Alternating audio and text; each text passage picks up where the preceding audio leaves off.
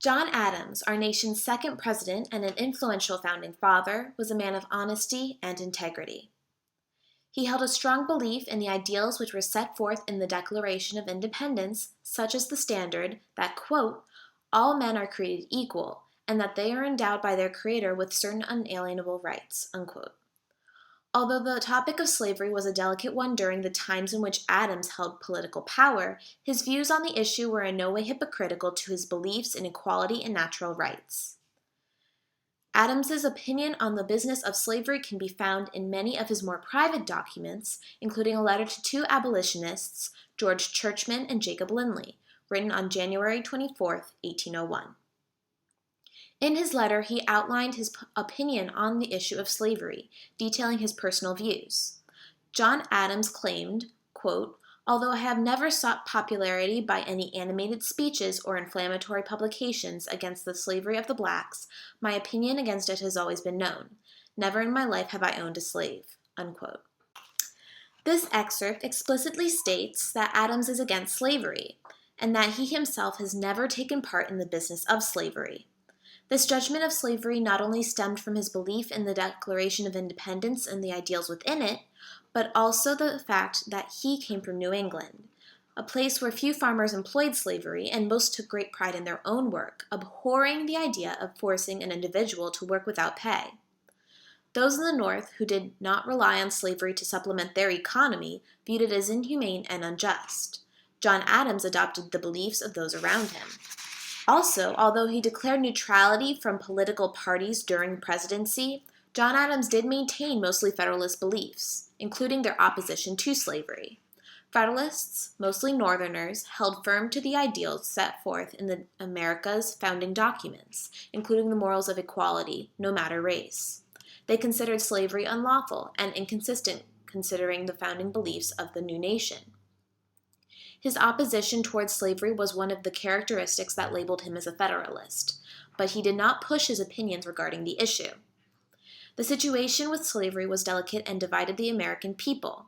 Northerners were mainly against, while Southerners relied upon slavery. Although Adams did view slavery in a negative light, he did not promote his opinion, especially during presidency, in order to advocate for American nationalism. In this document to George Churchman and Jacob Lindley, Adams also insists that due to the delicacy of the issue, emancipation of slaves in the United States must be unhurried and measured. Adams stated, quote, the abolition of slavery must be gradual and accomplished with much caution and circumspection. Violent means and measures would produce greater violations of justice and humanity than the continuance of the practice, unquote. In Adams's perspective, slavery was civilly unjust and infringed upon the natural rights of those victimized by the practice. He therefore believed that eventually slavery must be abolished, but those who rely on it cannot be rushed into eradicating it. Often during his political career, Adams and those who shared in his beliefs had to compromise with slave owners in order to keep the country stable and united.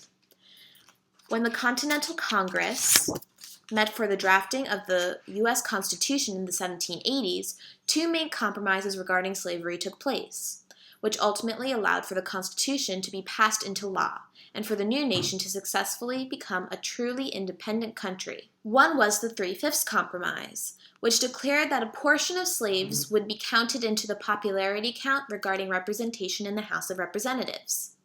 The other was known as the Slave Trade Compromise, which claimed that up until 1808, the federal government could not control slave importation. These compromises appeased the Southerners and saved the delicate Union from separating because of divisions due to slavery. Adams, even though his own personal views were in opposition, saw the importance of conceding and realized that at the time strengthening the ties within the Union was more important than defending natural rights. Adams therefore determined that at the time slavery was not a priority to discuss. Instead, he held the unity of the nation itself to a far more significant standard.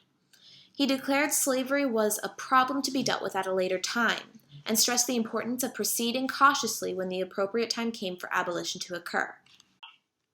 After he declares his personal views on slavery and explains the limitations of abolition at the time, Adams then claimed that slavery was beginning to die out in the U.S. He exclaimed, quote, "There are many other evils in our country which are growing, whereas the practice of slavery is fast diminishing, and threaten to bring punishment on our land more immediately than the oppression of blacks," unquote. According to John Adams's views on slavery, Adams was adamant that, quote, "slavery should not be allowed to expand," unquote. He also applauded, quote, "the decision to exclude slavery from the new territories," unquote.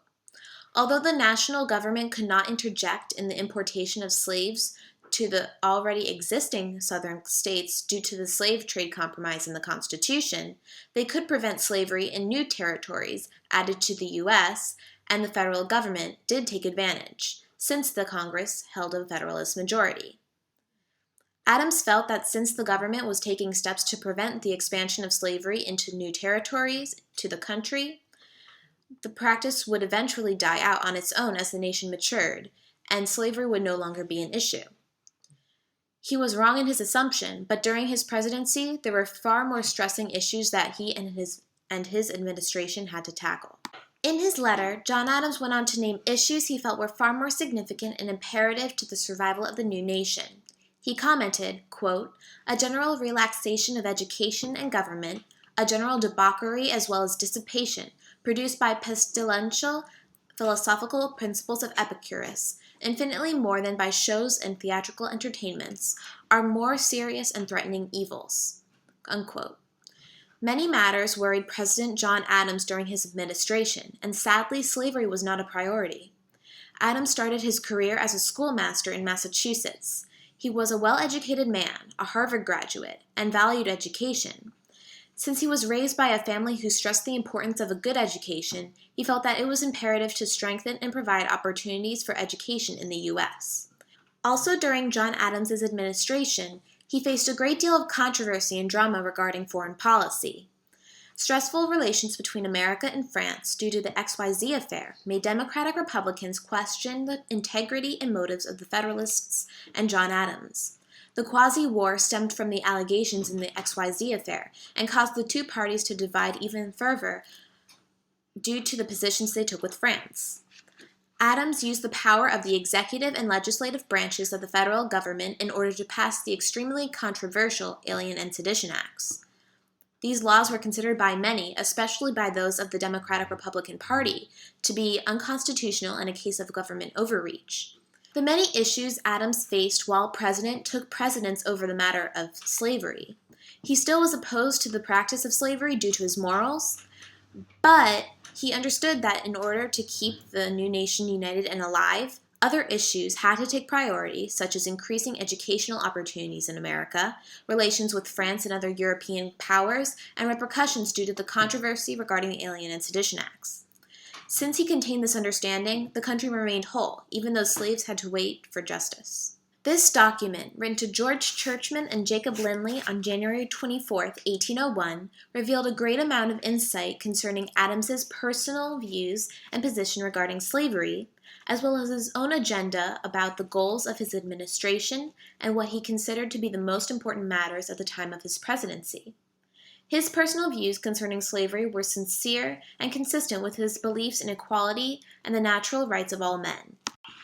However, he does make it clear that slavery to him is not a priority, and that once it becomes one, abolition of the practice must be careful and gradual in order to ensure the security and unity of the nation. Adams was a virtuous man with great integrity, and his perspective regarding slavery only adds as evidence to this assertion.